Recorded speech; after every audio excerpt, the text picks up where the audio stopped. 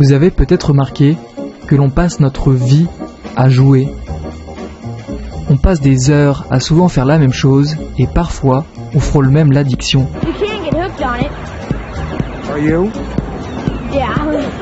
It keeps on making you play the game. Once you start to play it for a while, you keep on playing it. Mais est-ce que ces jeux qui vous rendent si addicts peuvent en retour améliorer votre intelligence ? Minecraft est le jeu qui vous rendra créatif par excellence. Le concept du jeu est simple, vous pouvez construire ce que vous voulez avec des cubes de quasiment aussi ce que vous voulez. Le jeu offre donc une multitude de possibilités de construction et il offre même la possibilité de réaliser des réseaux électriques complexes avec la redstone. Depuis sa sortie en 2011, le jeu a vu tellement de joueurs faire d'immenses constructions que de nombreux chercheurs se sont intéressés à ses effets sur la créativité. L'université de l'Iowa, un état situé au centre des États-Unis, a d'ailleurs réalisé une étude assez intéressante sur Minecraft. Ils ont réuni 352 participants dans une pièce et ils leur ont laissé 3 choix. Le premier était de jouer pendant 40 minutes à un jeu de voiture, le deuxième était de jouer pendant 40 minutes à Minecraft et le troisième était de passer les 40 minutes à regarder la télé. Après que les 40 minutes se soient écoulées, les participants étaient alors conviés à faire des tests qui devaient mesurer leur créativité. Les chercheurs ont ainsi pu remarquer quelque chose d'étonnant. Ceux qui avaient fait le choix de jouer à Minecraft avaient en comparaison à ceux qui avaient regardé la télé ou joué à un jeu de voiture une créativité bien plus élevée. Mais vous vous dites certainement que l'intelligence ne se résume pas à la créativité. Et vous avez raison. L'intelligence, c'est avant tout un spectre qui correspond à un ensemble de capacités cognitives plus ou moins élevées en fonction de l'individu. En fait, la créativité serait même pour certains un révélateur de l'intelligence. La créativité, elle permettrait de résoudre des problèmes plus facilement, et résoudre des problèmes, ce serait d'après le mathématicien américain George Polya, l'essence même de l'intelligence. Résoudre un problème, c'est chercher un chemin à travers une difficulté, un chemin pour contourner un obstacle ou atteindre un but qui n'est pas directement accessible. Résoudre des problèmes est le propre de l'intelligence, et l'intelligence est l'attribut propre de la nature humaine. Résoudre des problèmes est l'activité la plus spécifiquement humaine.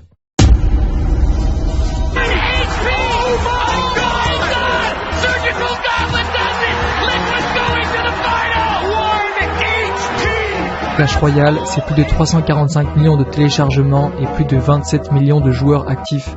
Le jeu comporte plus de 100 cartes, et chacune permet d'attaquer ou de défendre différemment des unes des autres. En partie, vous avez un deck de 8 cartes et vous avez le choix entre 4 cartes qui tournent avec les suivantes quand vous en posez une sur le terrain. Ce qui rend le jeu particulièrement intéressant, c'est qu'il est relativement compliqué et que si vous voulez atteindre le haut du classement, eh bien vous allez devoir beaucoup vous entraîner.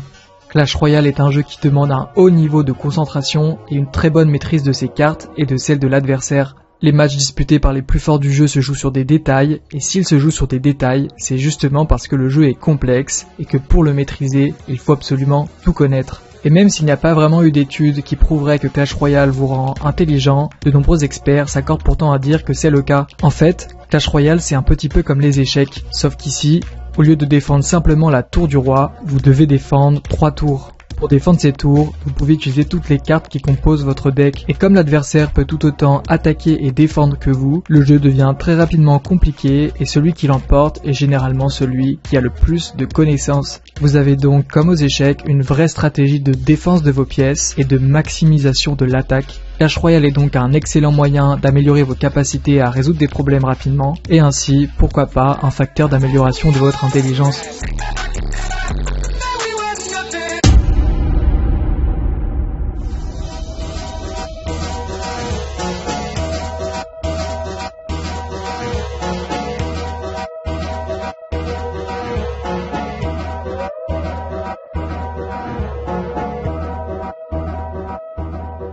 Selon le docteur Robert Ferguson, les échecs permettraient d'améliorer plus de 9 capacités cognitives, dont la créativité, la capacité à avoir un esprit critique, la concentration, la mémoire, l'estime de soi, la maturité intellectuelle ou encore la capacité à résoudre des problèmes. Cependant, il y a eu beaucoup d'études qui ont essayé de démontrer un lien entre l'intelligence et les échecs, mais la plupart d'entre elles se sont soldées par des échecs. En effet, l'intelligence ne semble pas être forcément liée aux échecs, ni même à vos performances, et ce n'est pas parce que vous êtes le plus intelligent que vous serez le meilleur joueur d'échecs, et inversement.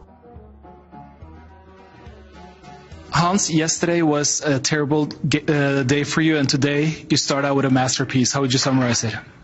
Chess speaks for itself.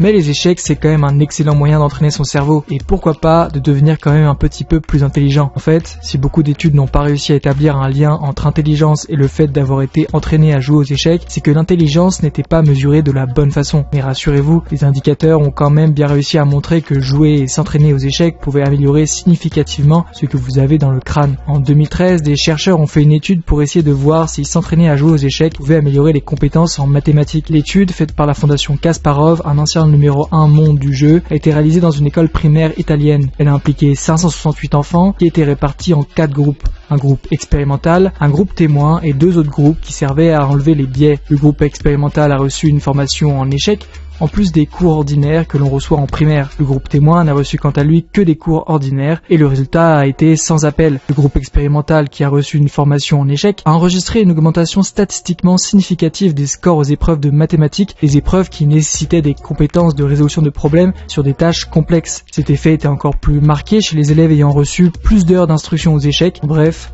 des études comme celle-là, il y en a eu plusieurs et elles tombent toutes sur les mêmes conclusions.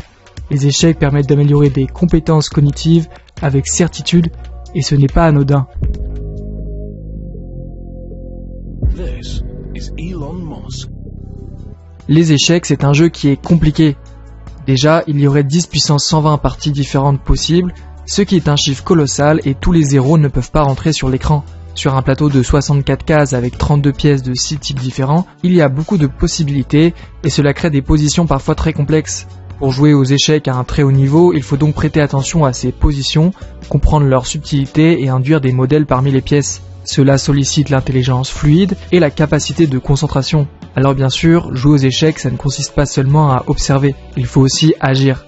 Pour chaque tour, le joueur doit formuler et évaluer des mouvements possibles, en faisant preuve de fonction exécutive et de pensée critique. Le milieu de partie, par exemple, permet souvent 30 mouvements légaux différents, et le joueur doit alors évaluer les positions résultant de chaque mouvement et choisir celui qui produira la position la plus avantageuse pour lui. Toutes les étapes que je viens de citer se déroulent avant le coup et ainsi dans la tête du joueur. Il y a donc des exigences importantes sur la mémoire de travail visuel et on comprend assez logiquement comment les échecs peuvent avoir des bienfaits sur votre cerveau car ils l'entraînent. Maintenant, pour comprendre un peu plus le lien étroit entre mathématiques et échecs, il faut se récapituler ce qu'il se passe quand on joue aux échecs. Dans un premier temps, lire la compréhension des positions, donc c'est-à-dire la compréhension des pièces par rapport à celles de votre adversaire. Dans un deuxième temps, il y a l'induction à partir des modèles que vous pouvez repérer sur l'échiquier. Vous allez donc chercher à trouver une loi, c'est-à-dire le meilleur coup à jouer à partir de ce que vous reconnaissez sur l'échiquier. Et enfin, la troisième étape, c'est évidemment la formulation et l'évaluation des mouvements possibles. Cette coordination de compétences cognitives qui est évidemment requise pour jouer aux échecs à un bon niveau peut être transposée dans l'apprentissage des mathématiques, mais aussi dans les domaines qui sont connexes aux mathématiques. Ce sont des domaines qui requièrent de la compréhension, de l'induction, de l'analyse et de l'évaluation de phénomènes complexes. C'est donc exactement comme aux échecs. Avec cette approche théorique du jeu, on arrive donc à comprendre pourquoi l'entraînement aux échecs peut avoir des bénéfices cognitifs significatifs. En conclusion, si tu veux devenir un vrai genius, il est vrai que jouer à des jeux comme Minecraft, Clash Royale ou aux échecs peuvent t'aider. Mais n'oublie quand même pas de travailler car sinon tu resteras complètement con. Les chercheurs ont par ailleurs découvert que si tu t'abonnais à cette chaîne, tu gagnerais 58 points de QI et 20 000 €. Tu sais donc ce qu'il te reste à faire.